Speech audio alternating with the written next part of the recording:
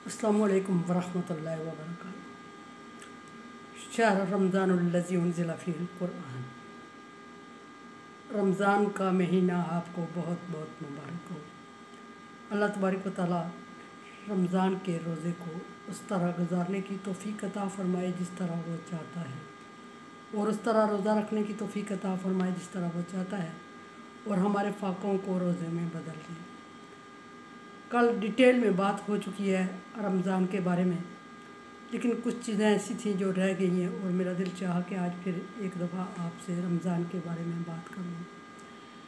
रमज़ान को रमज़ान क्यों कहा जाता है? पिछले साल रमज़ान में इसको मैं ज़िक्र कर चुकी हूँ, फिर एक दफ़ा ज़िक्र कर रही हूँ कि रमज़ का मतलब होता है जलाना, और इसको दो वजूहात से रमज़ान कहा जाता है।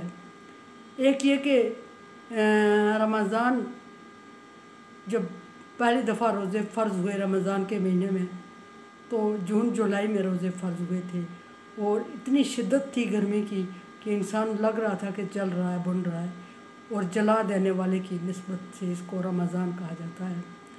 दूसरी निस्बत ये कि ये गुनाहों को और बुराइयों को ख़त्म कर देता है। कल मैंने रोज़े का एक मकसद तक़वा भी बताया था, परहेज़गारी भी बताई थी। जो रूहानी रोज़े का मकसद है वो तक़वा और परहेज़गारी है। तक़वा और परहेज़गारी पे डिटेल में बात नहीं हो सकी थी, और इंसान जब खुद भूखा प्यासा रहता है तो उसको दूसरे की भूख प्यास का एहसास होता है, और साल भर इंसान जब गुनाह करता रहता है, लापरवाह होता है, और इस तरफ तवज्जो नहीं देता अमाल की तरफ, तो इस महीने में जब अमाल की तरफ तवज्जो देता है तो पूरे साल के लिए उसकी बचत हो जाती है गुनाहों से। एक ये कि पिछले गुनाहों की बख्शिश हो जाती है, हर अमल का सवाब 10 गुना बढ़ा के दिया जाता है। और दूसरा ये होता है कि इंसान को बुराई से बचने की आदत पड़ जाती है। वैसे भी बुराई से बचना चाहिए, लेकिन जब रमज़ान में एक स्पेशल एहतमाम करता है बुराई से बचने का, तो फिर महीना भर बचता रहता है, और फिर महीने बाद भी वो आदी होता है। आदत छूटते छूटते कोई टाइम लगता है। इस तरह कुछ अरसे तक अल्लाह तबारक व तआला उसको बुराइयों से बचने का आदी कर देते हैं, और वो बुराई से बचता रहता है। रमज़ान को रमज़ान क्यों कहा जाता है ये मैंने अर्ज़ किया। और रमज़ान महीने को कहा जाता है जिसमें रोज़े फ़र्ज़ हुए, और रोज़े को अरबी में सौम कहते हैं।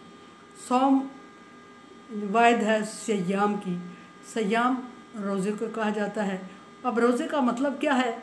बाद बच्चों से मैंने पूछा तो बच्चों ने मुझे बताया कि खाने पीने और बुरे कामों को छोड़ देने का नाम रोज़ा है। बच्चों से मुराद बड़े बच्चे, मास्टर तक के। तो मैंने अर्ज़ की उनसे कि बच्चा, क्या खाने पीने को छोड़ देने का नाम रोज़ा है और बुरे कामों को छोड़ देने का नाम रोज़ा है? ये आपने डेफिनेशन बताई। क्या आप समझते हैं कि रमज़ान के अलावा या रोज़े के अलावा बुरे काम करने की आपको इजाज़त है? कहते हैं नहीं। फिर मैंने कहा रोज़े की डेफिनेशन आपने नहीं बताई सही। मखसूस वक्त से मखसूस वक्त तक, मखसूस वक्त से, मैं जो रोज़े की डेफिनेशन कर रही हूँ वो ये कर रही हूँ, मखसूस वक्त से मखसूस वक्त तक खाने पीने और कुछ जायज़ ख्वाहिशात को तर्क कर देने का नाम रोज़ा है। खाने पीने और कुछ जायज़ ख्वाहिशात को तर्क कर देने का नाम रोज़ा है। नाजायज़ का यहाँ सवाल ही पैदा नहीं होता। नाजायज़ हर सूरत में तर्क करनी होती है, खा रोज़ा हो या ना हो। नाजायज़ काम करने का कभी भी इजाज़त नहीं होती। रोज़े का मतलब होता है खाना पीना तर्क कर देना मखसूस वक्त से मखसूस वक्त तक, और जायज़ ख्वाहिशात को तर्क कर देना। जायज़ ख्वाहिशात वो जो फ़िज़िकल रिलेशंस होते हैं मियाँ बीवी के, उनको मखसूस वक्त से मखसूस वक्त तक तर्क कर देने का नाम रोज़ा है, और उनके साथ खाने पीने को भी। अब सवाल ये है कि क्या वो फ़िज़िकल रिलेशन नाजायज़ तरीके से करने की इजाज़त कभी भी होती है? जायज़ होता है? नहीं होता। लेकिन जो मियाँ बीवी के फ़िज़िकल रिलेशंस होते हैं उनको सवाब का दर्जा दिया जाता है, लेकिन रमज़ान में एक वक्त तक उससे मुतात रहना रोज़ा कहलाता है, सवाब होता है, उसमें अजर मिलता है। और इन चीज़ों को अगर बारीकी से स्टडी किया जाए तो समझ ये आती है कि हमारे बच्चों को اسلام کی طرف اتنا رجحان نہیں ہے، اتنی اویئرنیس نہیں ہے جتنی ہونی چاہیے. سو اپنے بچوں کو اسلام کی طرف اویئرنیس دیں. اور دوسری بات یہ کہ روزہ ہر عاقل بالغ مرد عورت پر فرض ہے. روزہ ہر عاقل بالغ مرد اور عورت پر فرض ہے. مجنوں پہ روزہ فرض نہیں، بچے پہ فرض نہیں، اور اس میں کسی مرد اور عورت کی تمیز نہیں، ہر ایک پر روزہ فرض ہے. عاقل ہونا، بالغ ہونا شرط ہے، اور عاقل بالغ سے ہٹ کے جو کوئی ہوگا اس پر روزہ فرض نہیں ہے.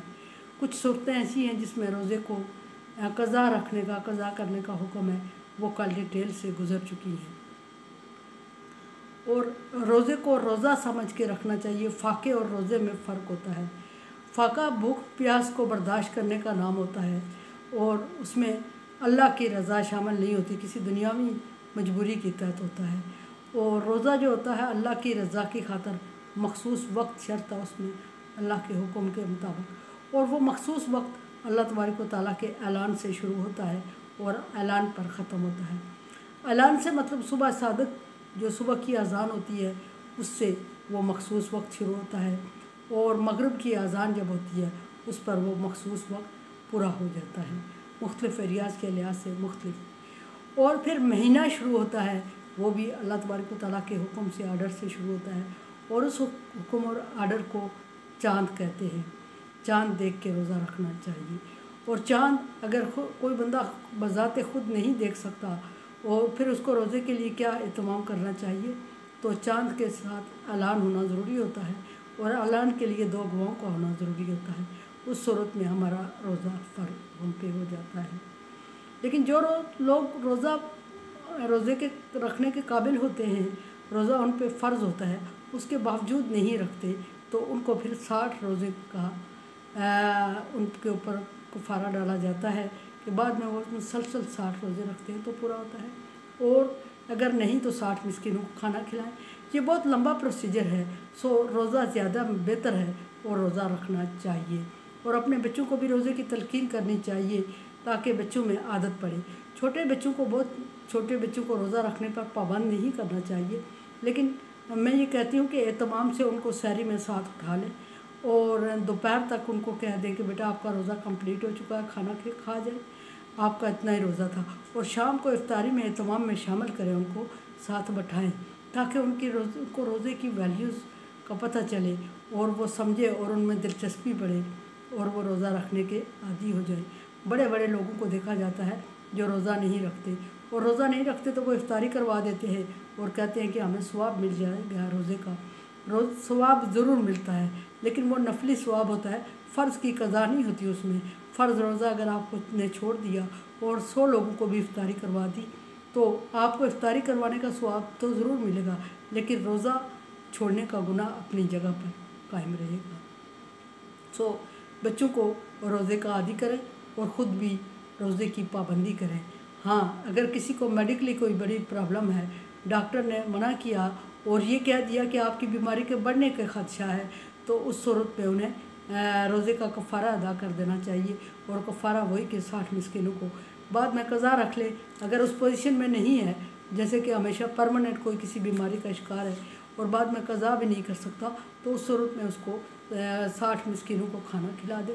60 مسکین آج کل کے دور میں ملنا مشکل ہے، لیکن ایسا ضرور ہو سکتا ہے کہ ایک بندے کو 60 دن کھانا کھلا دے، کسی بھی مجبور بندے کو. اب سوال یہ ہے کہ کھانا کیسا ہونا چاہیے؟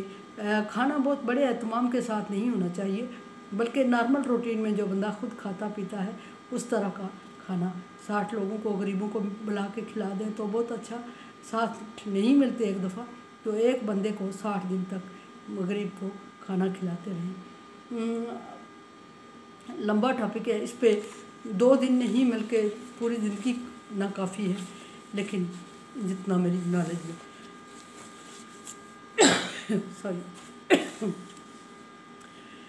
چینل کو دیکھیں، سمجھے اور سبسکرائب کریں، اور صدقہ جاریہ میں میرا ساتھ دیں. اللہ حافظ.